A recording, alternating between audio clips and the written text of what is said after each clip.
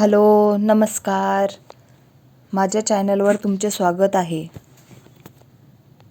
मी कथा घेऊन येत आहे, मन माझे तुझे झाले. मंदार आणि गौरीचे मस्त दिवस जात होते. लग्नाची शॉपिंग चालू होती. दोघांनी मिळून आवडेल ते घेतलं होतं. किरण पण सगळं बघत होता. कियाची पण मदत करत होती. लग्नाचे आमंत्रण जात होती. किरण गौरीच्या लग्नासाठी काहीच कमी ठेवणार नव्हता. सगळं करणार होता. आता हॉल आणि लग्नाचे विनायक यांनी बघितले होते. खूप लोक येणार, त्यांची सोय बघावी लागेल. त्यांनी 4 दिवसासाठी हॉटेल बुक केला होता. मेहंदी, संगीत, हळद, लग्न, घरी गेल्यावर रिसेप्शन ठेवलं होतं. ऑफिसमध्ये मोठे मोठे बिझनेसमॅन येणार होते. घरात पण काम काढले होते. स्वच्छ करून घेतलं होतं. बायकांचे पण काही काम कमी झाले नव्हते. रोज शॉपिंगला जात होत्या. हे राहिलं ते राहिलं, सगळा प्रोग्राम वेगवेगळं घालायचे. त्यांच्यावर मॅचिंग नको का? चांगलं दिसायला पाहिजे. लग्न म्हणतात की सगळ्या बायकांचं शॉपिंग वेळ लागतं. मला तर लागतं. तुम्हाला लागतं की नाही माहिती नाही. गौरी मंदारच्या कॅबिनमध्ये गेली. अरे गौरी, आता का आली? तुला माझी आठवण आली का? मंदार हसत म्हणतो. सर, असं काही नाही आहे. ते दादाला कॉल आला होता. सरांना सांग आता सुट्टी हवी आहे. माझे लग्न आहे. गौरी हसत म्हणते. असं, तुझे लग्न आहे का? सुट्टी नाही देणार. दादाला सांग सुट्टी मिळणार नाही. मंदार हसत म्हणतो. सर, असं चालणार नाही. मी माझ्या होणाऱ्या नवऱ्याला घेऊन येईल. गौरी म्हणते. त्याला घेऊन येणार का? मंदार म्हणतो. तुम्ही सुट्टी देणार नाही, मला तेच करावं लागेल. गौरी म्हणते. माझं काय होईल? गौरी, बरेच दिवस बाकी आहे. एवढ्या लवकर का? मंदार म्हणतो. आता दुरावा आला नंतर आपण जवळ राहणार आहे. दादाला वाटत असेल ना माझे लाड करावे, तिने घरी राहावे, आपण मध्ये भेटत जाऊ. गौरी म्हणते. मंदार तिला सुट्टी नाही द्यायची होती, पण तिचं म्हणत आहे ते पण बरोबर आहे. तो विचार करत होता. बरं, तुला सुट्टी मागायला पाहिजे होती का? तुला दिलीच असती. मंदार म्हणतो. त्यांच्या गप्पा चालू झाल्या. साहिल मंदारच्या ऑफिसला आला होता. त्याला काजल दिसली. दिल तो बन गया, सुंदर मुखडा सामने आ गया, तो दिन तो बन जाता है. साहिल त्याच्यासोबतच बोलत होता. हॅलो मिस काजल, साहिल म्हणतो. हॅलो सर, काजल म्हणते. लग्नाची तयारी झाली का? जास्त दिवस नाही राहिले. वहिनीला मदत करणार ना? साहिल म्हणतो. एक बोलू का सर? काजल म्हणते. हा बोला ना, काय बोलायचे आहे? साहिल म्हणतो. माझ्यासोबत तुम्ही चांगले वागत नाही तरी चालतील, पण गौरीसोबत चांगले वागा. तिच्यासोबत तिचा भाऊ नाही, मित्र म्हणून राहा. तिला आनंदी ठेवा. खूप काही सहन केलं आहे. मंदार सर खूप प्रेम करतात. तुमची फॅमिली मेंबर पण खूप छान आहे. कधी तिला काही जमले नाही तर समजून सांगा. समजले नाही तिला मदत करा. काजल गौरीच्या काळजीने सांगत होती. साहिल विचार करायला लागला. ही काजल आहे का? तिला मी अल्लड समजत होतो. किती समजूतदार आहे. साहिल मनात विचार करत होता. बोला ना सर, तिची काळजी घ्याल ना? काजल म्हणते. मिस काजल, आमच्या घरात असं कोणीच नाही की वहिनीला त्रास देईल. मोठी आई, मॉम, कोणाला त्रास झाला नाही. सगळे आनंदी राहत आहे. तू काळजी करू नको. साहिल म्हणतो. मग काही टेन्शन नाही. काजल म्हणते. मला तुझी ही बाजू आज कळली. मैत्रिणीचा एवढा विचार करते, किती काळजी वाटते. साहिल म्हणतो. ती पण माझी करते. बालपणापासून सोबत आहे. तिचे आई आणि बाबा होते. सगळ्यांचे लाड करायचे. गौरीला खाऊ आणला की मला पण देत होते. मला काही झाले, तिच्या आईचं चक्र आमच्या घरी असत. गौरी पण तशीच आहे. काजल म्हणते. साहिलला काहीतरी काम येते, तो निघून जातो. एंगेजमेंट होऊन 2-3 दिवस झाले होते. किया आता गौरीसोबत चांगली वागत होती. वरवर चांगली. गौरीला तेवढंच बरं वाटत होतं. गौरी ऑफिसला जात होती. कियाने आवाज दिला. हा वहिनी, काय झाले? गौरी म्हणते. हा तुझा डब्बा विसरली होती म्हणून हाक मारली. किया म्हणते. गौरीला डब्बा देते. गौरी काजलकडे जाते. तिथून त्या दोघी ऑफिसला जाणार होत्या. काय मग, खूप आनंदाचे दिवस आहे. मंदार सरांचा प्रेमाचा रंग चढला आहे. काजल गौरीला चिडवत म्हणते. वहिनीने मला आज डब्बा दिला होता, तो अजून दिला. खूप छान वाटले. आत्ता काही बोलत नाही, प्रेमाने वागते. गौरी म्हणते. त्या ऑफिसमध्ये पोचतात. त्यांच्या डेस्कवर जातात. त्यांचं काम करतात. मंदारकडे सगळ्यांचा नाश्ता चालू असतो. मंदारला चिडवत असतात. वीरेन जास्त त्रास देत असतो. साहिल आणि रिद्धीला तर तेवढंच हवं असतात मजा मस्ती करायला. विनायक ओरडले. सगळ्यांनी न काही बोलता नाश्ता केला. कशाला ओरडत असतो रे? ते नाही तर तू मस्ती करणार आहे का? तू बोलत नाही, त्यांना पण बोलू देत नाही. पार्वती विनायकला ओरडतात. आई किती गोंधळ घालता? आता लहान आहे का? आता एकाचे लग्न होणार आहे. साहिलचा नंबर लागेल, रिद्धीचा पण लागेल. विनायक म्हणतात. त्यांना मस्ती करू दे, बोलू दे. पार्वती म्हणतात. करा काय करायचं आहे ते, विनायक वैतागत म्हणतात. परत त्यांची मस्ती चालू होते. मंदार त्यांच्या चिडवण्यातून बाहेर निघतो.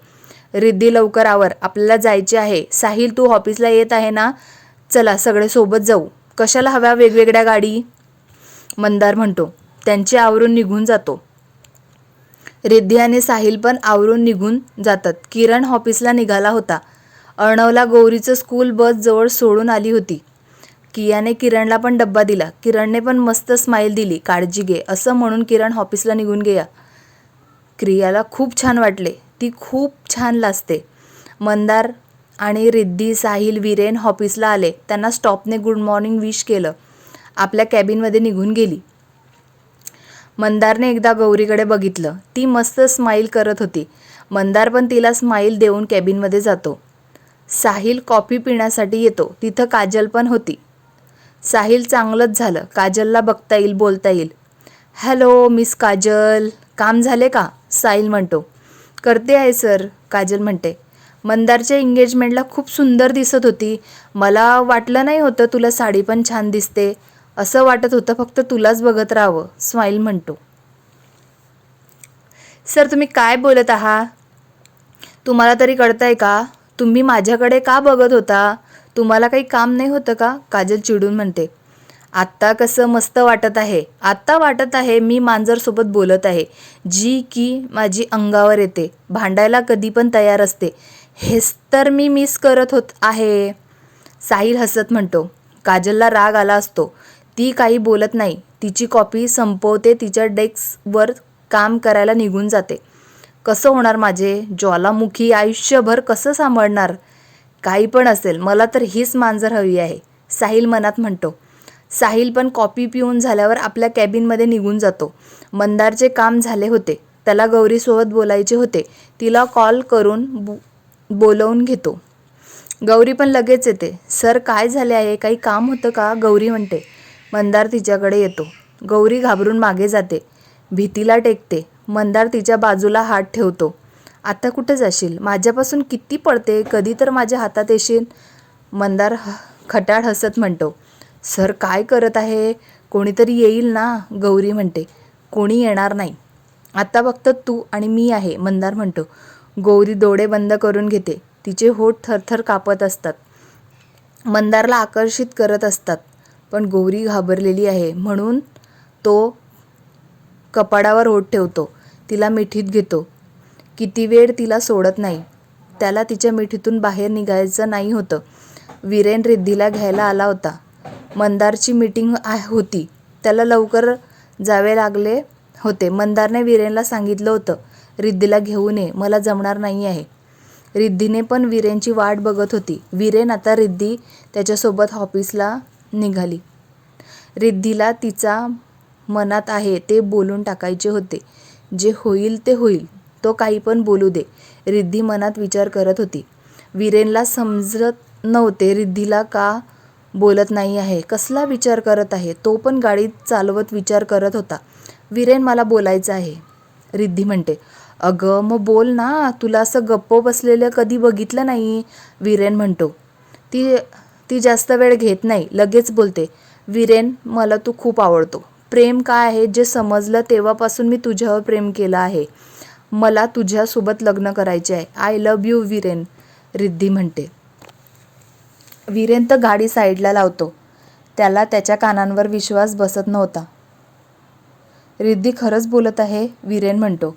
वीरेनला तर काय करावे समजत नव्हतं. तो रिद्धीला मिठी मारतो. रिद्धी टॅचू सारखी असते. मला पण तू खूप आवडते. मंदारची बहीण म्हणून बोलायची हिंमत केली नाही. त्याला काय वाटेल? तुला मी आवडत असेल का असं मला वाटत होते. आता मी खूप खुश आहे. I love you Riddhi, Viren म्हणतो. आनंदात ऑफिसला जातात. गौरीकडे पाहुणे यायला लागले आहे. ती खूप बिझी झाली. 2-3 दिवस लग्न राहिले आहे. मंदारकडे तर गावावरून पाहुणे आले होते. आजी आणि आजोबा तर खूप खुश होते. घरात नोकर वाढले होते. शॉपिंग झाली. कोणाचं काय द्यायचे आहे ते पॅक करून त्यांचे नावं टाकून झाले होते. आता ते हॉटेलला जाणार होते. वीरेन पण सगळा सामान पॅक करून ठेवायला सांगितला होता. हॉटेलला मंदार आणि फॅमिली जाणार होते. मंदारने ऑफिसचे काम पूर्ण केले होते. मंदार, साहिल, रिद्धी ऑफिसमधून निघाले. ते घरी आले. घरी सगळे रेडी होते. तिघं पण फ्रेश झाले. बॅग घेतल्या आणि गाडीने मध्ये टाकल्या. ते हॉटेलला जायला निघाले. रूम घेतल्या. मंदारच्या रूमजवळ गौरीची रूम होती. मंदारला पण माहिती नव्हते. गौरी ते पण आले. किरण विनायक यांना भेटला. हॉटेल मॅनेजर सांगून किरणला किल्ल्या घ्यायला सांगितल्या. मॅनेजरने लगेच आणून दिल्या. त्यांना त्यांच्या रूम दाखवल्या. थोड्या वेळाने मेहंदी होती. रिद्धीने मेहंदी आर्टिस्ट बोलवल्या होत्या. गौरी मस्त तयार झाली होती. तिच्यासोबत काजल होती. हिरव्या रंगाची साडी नेसली होती. केस मोकळे सोडले होते. खूप सुंदर दिसत होती. गौरी आली. तिला आधी मेहंदी काढायला घेतली. मंदार दुरून तिला बघत होता. बाकी सगळे काही ना काही कामात होते. किया पण सगळ्यांसोबत बोलत होती. आजी आणि आजोबा हे सगळं बघून खूप आनंद झाला होता. मंदारचे लग्न बघायची त्यांना खूप इच्छा होती. आता ते इथंच राहणार होते. सरिता आणि इंदू पण मेहंदी काढायला बसल्या. रिद्धीने खूप छान मेहंदी डिझाईन काढली होती. म्युझिक चालू झाले होते. कोणी ना कोणी नाचत होते. मेहंदी फुल एन्जॉय करत होते. किरण संगीतची तयारी करत होता. गौरीची मेहंदी झाली. रिद्धीने मस्त बारीक अक्षरात व्ही टाकला होता. सगळ्यांचे जेवण झाले होते. उद्या संगीत होते. आजी आजोबा एक डान्स बसवला होता. आजी आणि आजोबा खूप उत्साहात होते. आता सगळे आपापल्या रूममध्ये निघून गेले. सकाळी मस्त आवरून सगळे नाश्त्यासाठी जमले होते. वीरेन, त्याचे मॉम डॅड पण आले होते. रिद्धी आणि वीरेनचे इशारे चालू होते. रिद्धी मेहंदी दाखवत होती. खूप छान रंगली होती. गौरी आली. गौरीची मेहंदी पण खूप छान रंगली होती. मंदार तिच्याकडे पाहिलं. तिला हाताने मस्त दिसते असं करत होता. गौरीने नंतर वरच पाहिले नाही. तिला लाजल्यासारखे झाले. कोणी पाहिले तर काय बोलेल? साहिल काजलकडे चोरून बघत होता. त्याला पण काजलला सगळं सांगायचे होते. त्याच्या मनात तिच्याविषयी ज्या भावना आहे त्या व्यक्त करायच्या होत्या.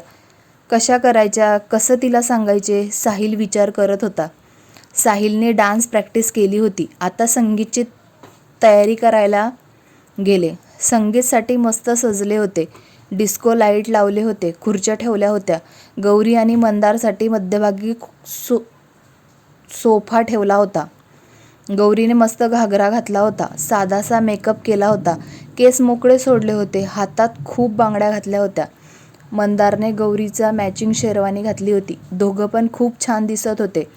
सगळे आले आणि बसले. रिद्धी आणि साहिल अँकरिंग करणार होते. आता बघू पुढे.